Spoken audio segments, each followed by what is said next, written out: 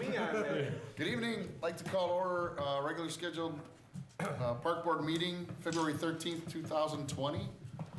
Can I get a roll call, please? President Wells, Here?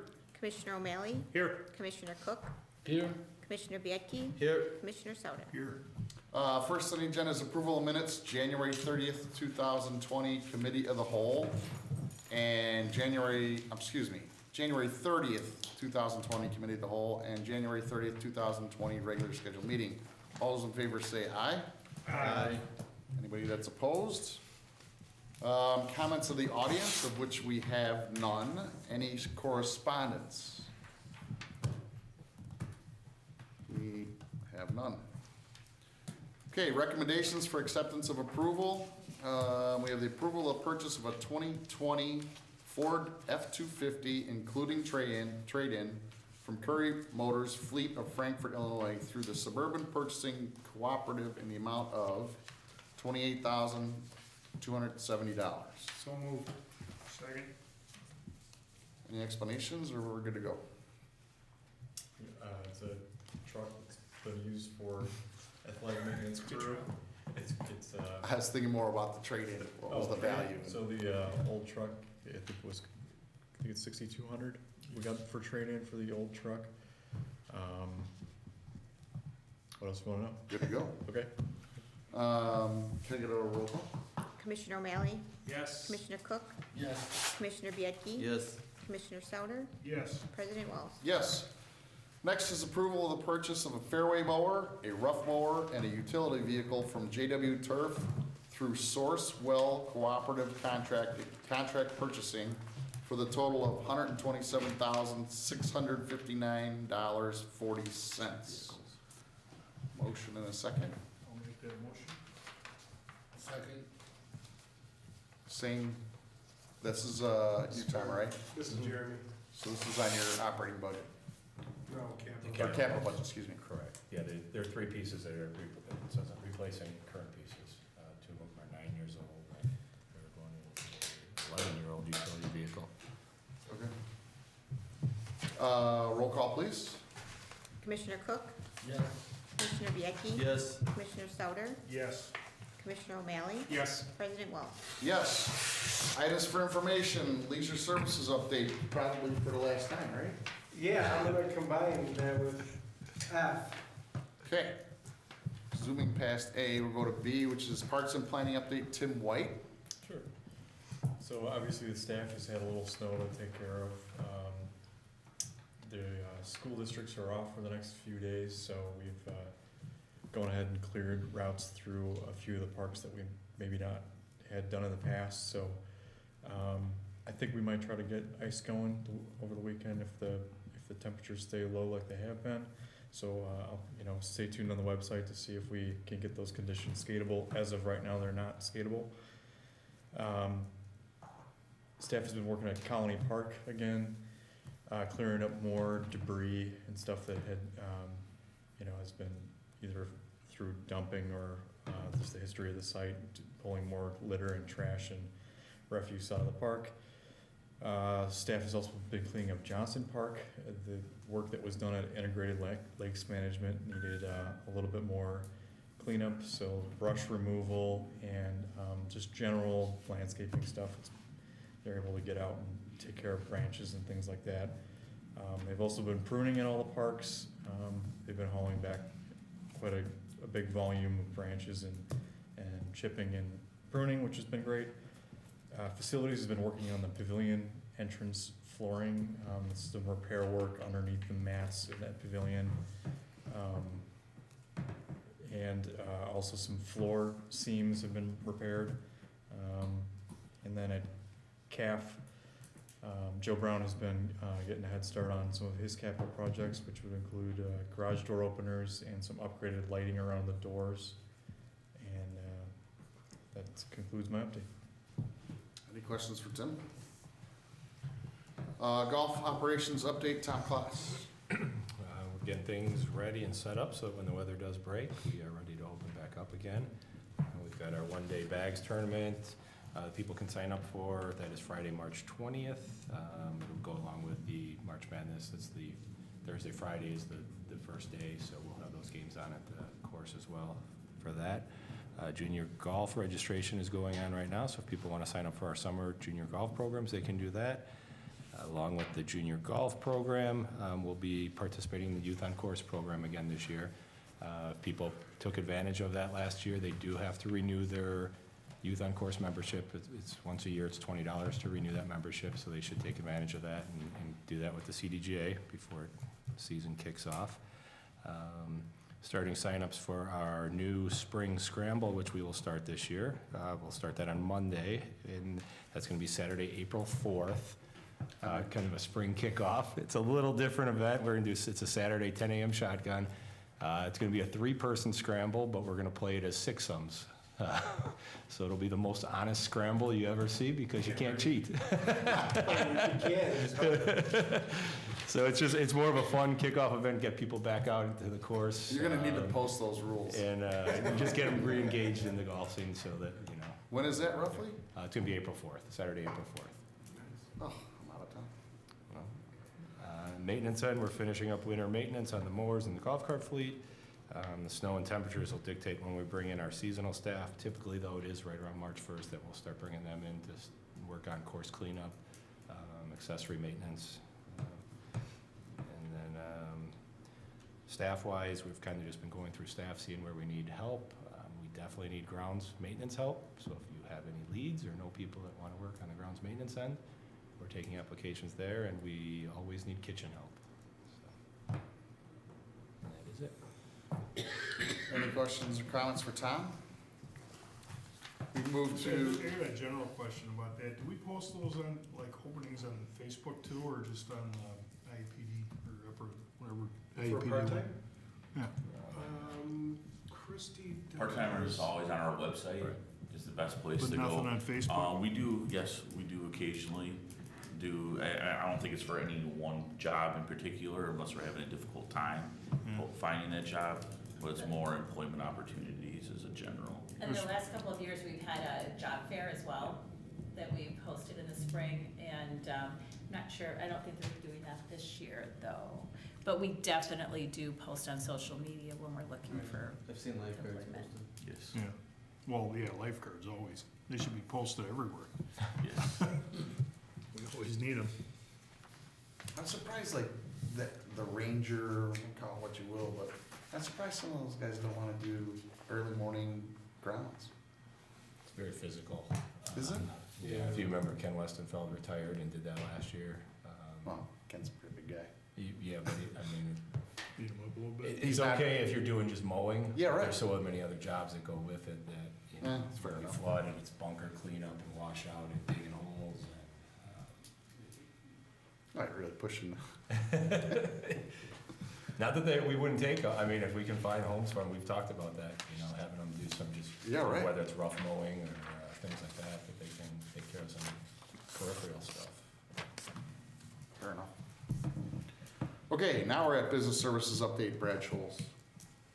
Yes. Like we said, or we just talked about, seasonal jobs, have been posted, so the golf course, camp counselors, lifeguards, Edwards Cove, et cetera, go to the website, it's the best place to get information on those and to apply. Hort leader position is, almost wrapped up. They're filling that position, as well as, I'll let Kelly talk about her position. Auditors were here this week, very successful, wrapped up, look forward to final, preparing the CAFR as well. And as far as IT, they're starting their projects, their 2020 capital projects. The backup generator work will start on Monday. That concludes my report. Any questions for Brad?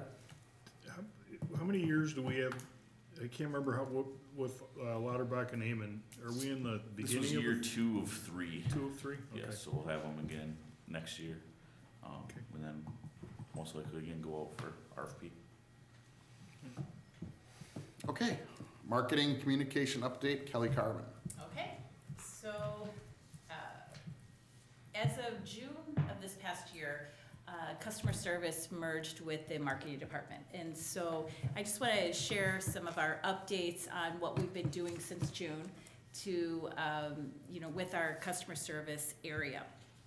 So we had a retirement in September, and so that opening was, it actually was the pavilion office manager, which we moved into customer service manager position.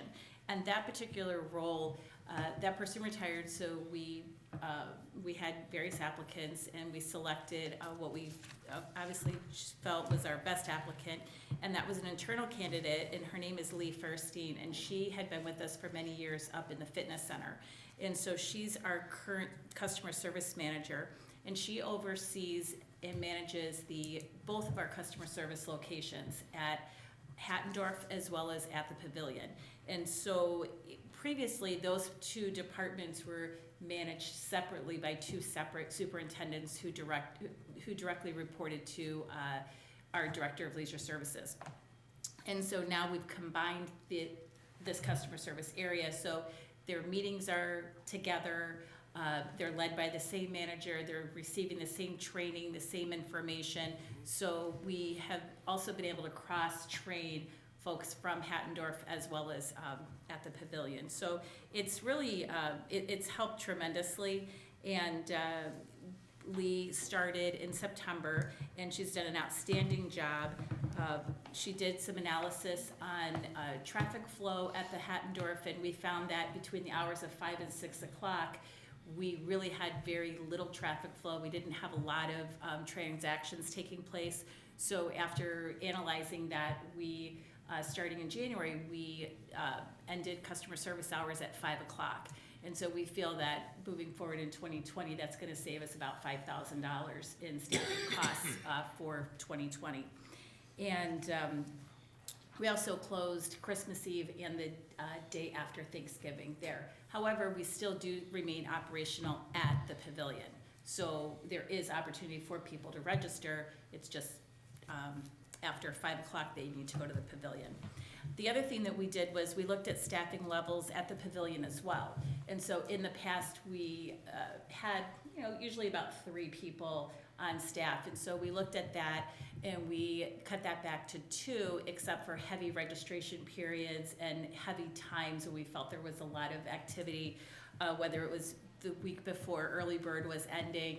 And so we will ramp up our staffing at that time. Plus our customer service manager has more floor time, and she has time at the desk as well. So she's there.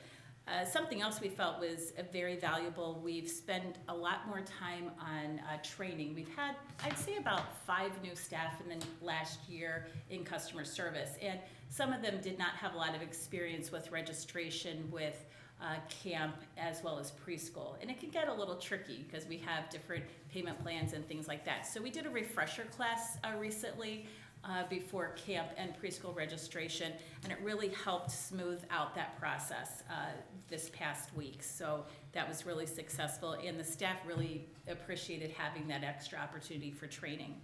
Another thing that we've been doing, we hold our monthly staff meetings for both groups at the same time. We hold them during the day, and then a couple of us, including myself, will go and cover the desk during these staff periods.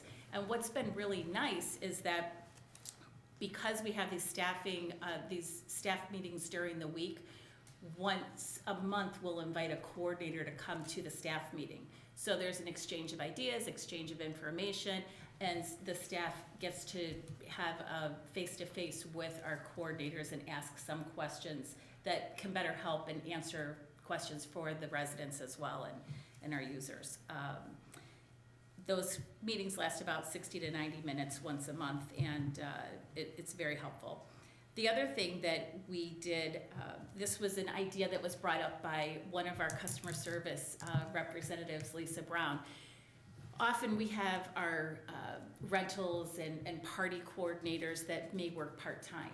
And so sometimes when our guests are calling in to inquire about parties and rentals, often in the past they were diverted to to somebody who basically wasn't there. It was for the most part a voicemail. So Lisa came up with a rentals inquiry form.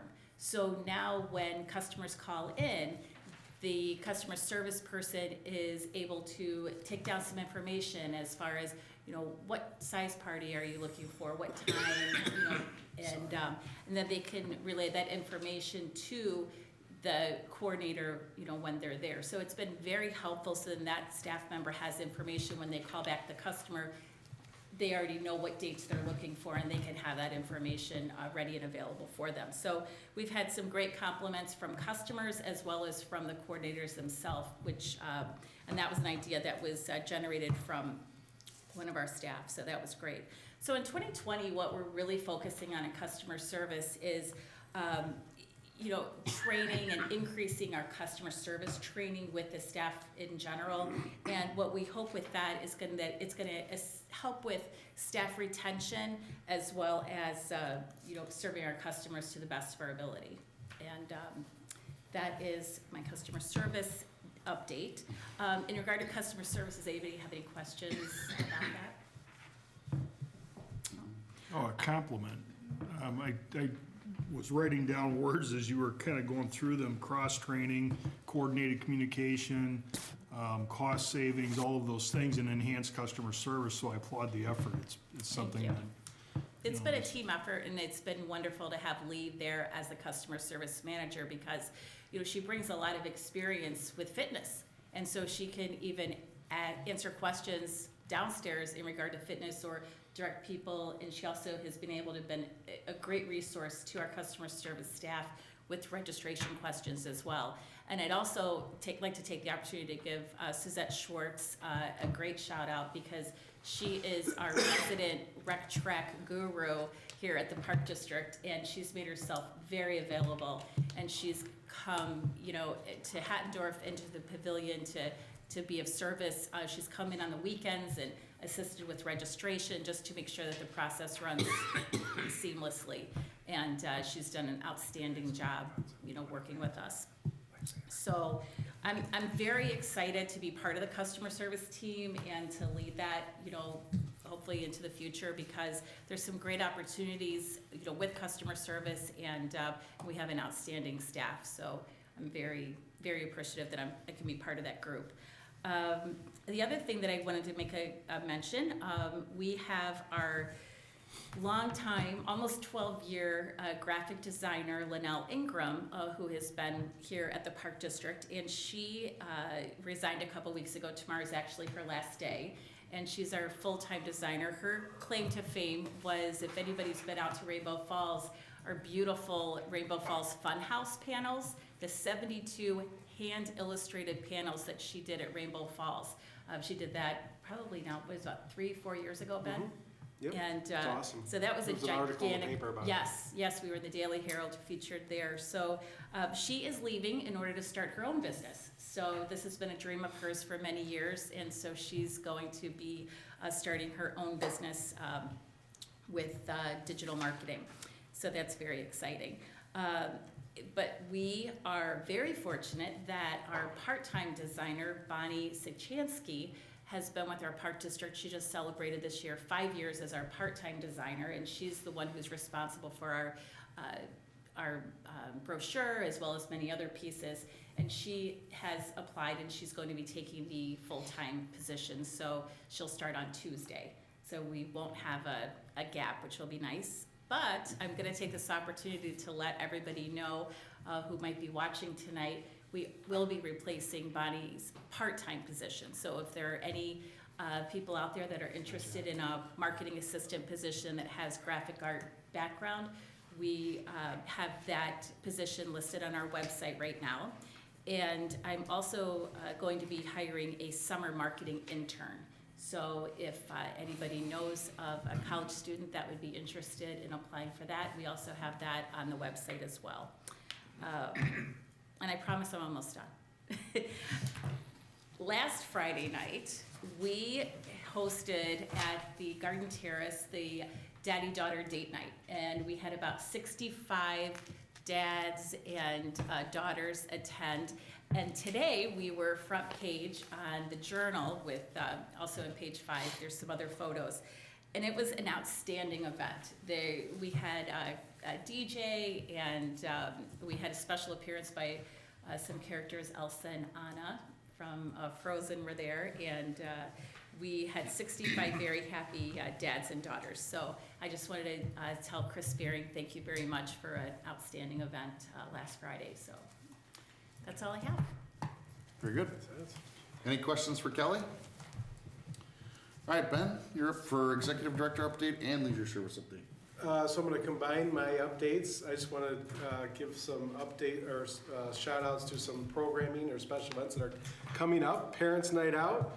It's an opportunity for parents, obviously, to drop their kids off at our pool, Friday, February 21st from 5:30 to 8:30. Carnival of Exceptional Character is Saturday, February 29th. Once again, the Community Character Coalition of Elk Grove will sponsor a celebration of great service to our organizations in our community, and it's fun for the whole family. It's a free event. That's 5 to 7:30, Saturday, February 29th. Home Improvement Show, Saturday, March 2nd.